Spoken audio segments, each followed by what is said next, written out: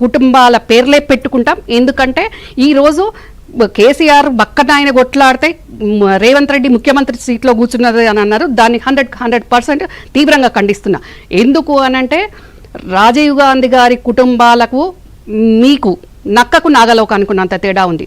అది త్యాగాల కుటుంబం, ఇది భోగాల కుటుంబం అయింది. మొన్నటి వరకు కూడా అధికారంలో ఉన్నంత వరకు కూడా త్యాగాలు చేసిన వాళ్ళు 60 సంవత్సరాల తెలంగాణ ప్రజల ఆకాంక్షను 2 కళ్ళలో ఒక కన్నును ఆంధ్రాను పూడగొట్టుకోనైనా సోనియా గాంధీ గారు మా ప్రదాత తెలంగాణని ఇస్తే తన భర్త అయిన రాజీవ్ గాంధీ గారి పేరు ఈరోజు, ఎందుకంటే రాజీవ్ గాంధీ గారు టెక్నాలజీ ఐటీ గురించి ఆ కాలంలోనే మాట్లాడిన పెద్ద నాయకుడు కాబట్టి వారి పేరు పెట్టుకుంటే ఈరోజు మీకు వచ్చిన బాధ ఏంది? మరి తెలంగాణ ఇచ్చినాము అని అనగానే స్టేట్మెంట్ రాగానే కుటుంబం వెళ్ళి ఫోటోలు దిగిండ్రు కదా అప్పుడు సోనియా గాంధీ గారి ఇంటి దగ్గర. అది కూడా అన్నారండి. అసెంబ్లీ తొలి సమావేశాల్లోనే సోనియా గాంధీ గారికి కృతజ్ఞతలు తెలిపారు. అవునండి, సో అది తెలిపారు. హౌస్ అసెంబ్లీ సాక్షిగా కేసీఆర్ గారు కూడా ఏది ఏమైనా సోనియా గాంధీ గారి వల్లనే ఈ క్రెడిట్ సోనియా గాంధీ గారికి అని కేసీఆర్ గారే చెప్పారు. మరి అట్లాంటి ఈరోజు ఈ కవిత రాజీవ్ గాంధీ గారి గురించి మాట్లాడే అర్హత ఉందా?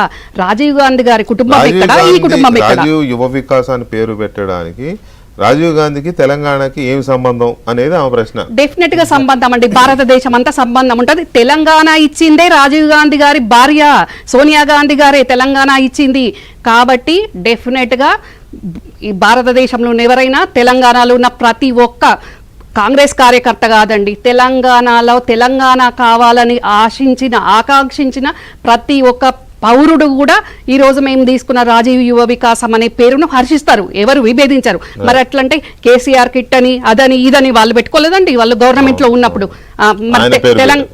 అంటే కేసీఆర్ గారు ఉద్యమ నాయకుడు కాబట్టి పెట్టుకున్నామంటారు, ఓకే, దానికి ఎవరు ఆబ్జెక్షన్ చేయలేదు. కానీ ఈ రోజు రాజీవ్ గాంధీ గారి గురించి మాట్లాడే అర్హత కవితకు అసలే లేదు.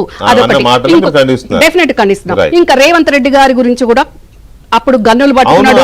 అది నేను ఆశ్చర్యపోయాను. రేవంత్ రెడ్డి గారు అసలు అమరవీరులకు ఎప్పుడు నివాళులే అర్పించలేదు అని అన్నది ఆమె. అర్పించకపోవడం వెంకటకృష్ణ గారు కవిత కంటే ఎక్కువ రేవంత్ రెడ్డి గారే ప్రతిసారి గన్ పార్క్ వెళ్ళి అమరవీరులకు నివాళులు అర్పించింది. తీద్దాం విజువల్స్ కావాలంటే. కానీ ఉద్దేశపూర్వకంగా ఇప్పుడు ముఖ్యమంత్రి గారిని విమర్శిస్తే అది ఏదో అవుతుంది అన్నట్టు మాట్లాడడం సరికాదు. ఇప్పుడు ఆగు తమ్ముడు, ఆగు, నన్ను కంప్లీట్ చేయండి. మా హైకమాండే రేవంత్ రెడ్డి గారిని పీసీసీ ప్రెసిడెంట్గా చేసింది.